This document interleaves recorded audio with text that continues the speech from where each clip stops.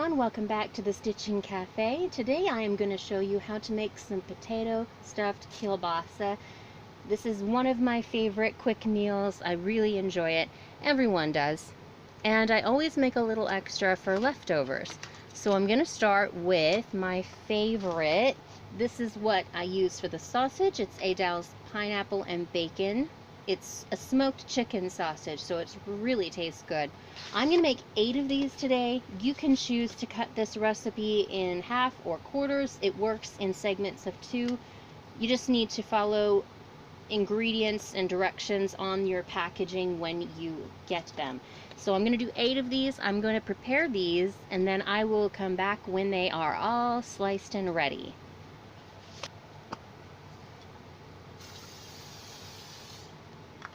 So how you want to prepare these is you want to cut them long ways like this. You want to splay them out, and you're going to fill the inside. So here is one example. You cut it almost to the bottom here, and then you cut the ends like this so they kind of butterfly out.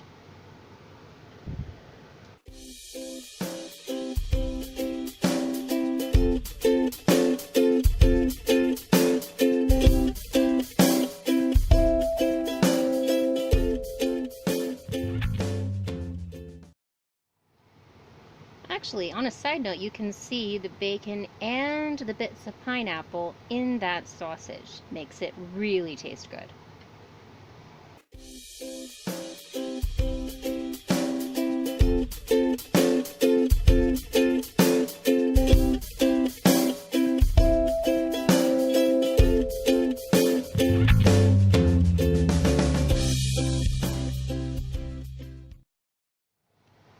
Alright, now that I have my sausages all sliced, prepared, and splayed out, I am preheating my oven to 350 degrees. These are going to cook for about 20 to 25 minutes. And here in this pan, I have 2 2/3 cups of water. I'm going to bring this to a boil. And why I wait to do this until I have the sausage prepared is this heats up really fast. So you bring this to a boil, and then you follow the box ingredients for your instant potatoes. As I said, you can make this for 2, 4, 6, or 8 servings. You just follow the instructions accordingly. It's all good.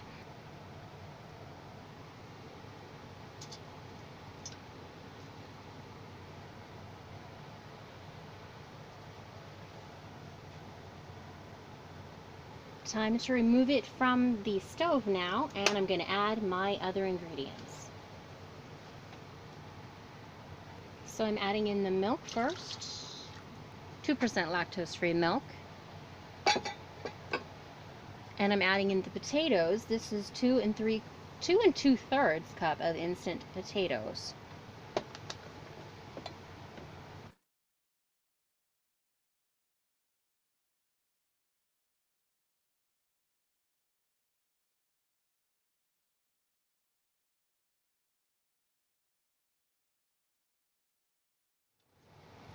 There are some days you just don't want to make potatoes from scratch, and this is one of those days.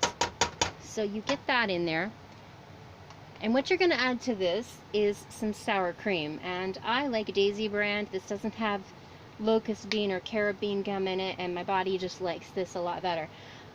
You're just going to have to squeeze this till it looks right, because I've never measured. I'm going to probably add about 1/3 cup of this sour cream in there. And then to this, I'm going to add some prepared mustard, maybe a tablespoon, maybe a little more than a tablespoon. Then I have 4 green onion. I'm going to dump those in there. That probably equals out to be not quite 1/2 cup. And then I'm going to use some dill. Fresh dill. I love a Lighthouse. Dried, freeze-dried vegetables. They're great. So I add some of that. I probably add about 1 to 1.5 teaspoons of the dried dill. And then I'm just going to mix that all up.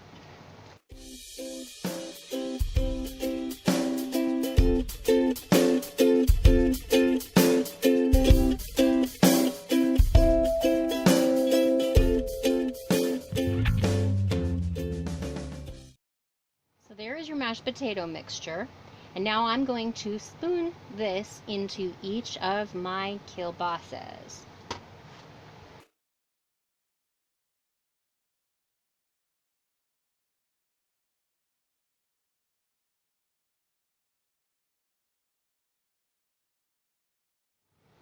So go a little bit light to begin with, because you can always add to if you find you have more potatoes than you thought you had.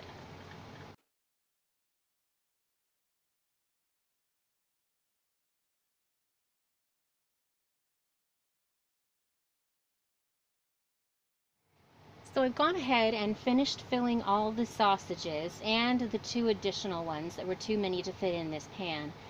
So now I'm going to top them with some shredded cheese, which is always so good.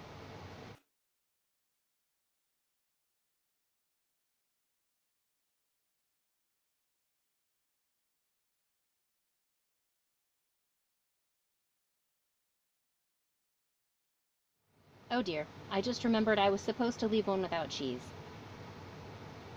Oh well, I can't go back now. Alright, so finish using that cheese up. And then I'm going to sprinkle on some bacon bits. Now this is the brand I like. They're a little bit chunkier, they're a little bit softer bacon bits. I really like this brand. So we're going to sprinkle on some bacon bits. Oh yes, can you taste it already? No, that's right, we haven't cooked it yet.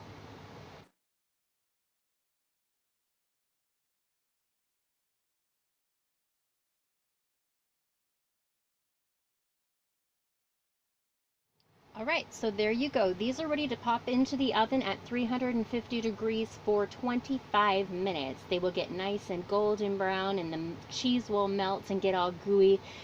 And I'm going to show you what these look like as soon as they are done cooking. They are wonderful. They are delicious. This is the best sausage I have found, so I hope you will go ahead and give this particular kielbasa a try. It is my absolute favorite. So into the oven they go.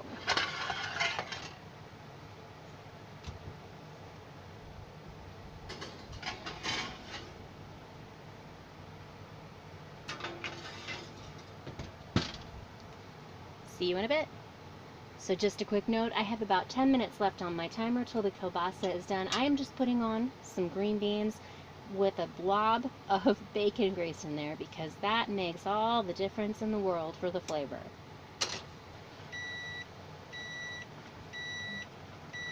Alright guys, you know what that means.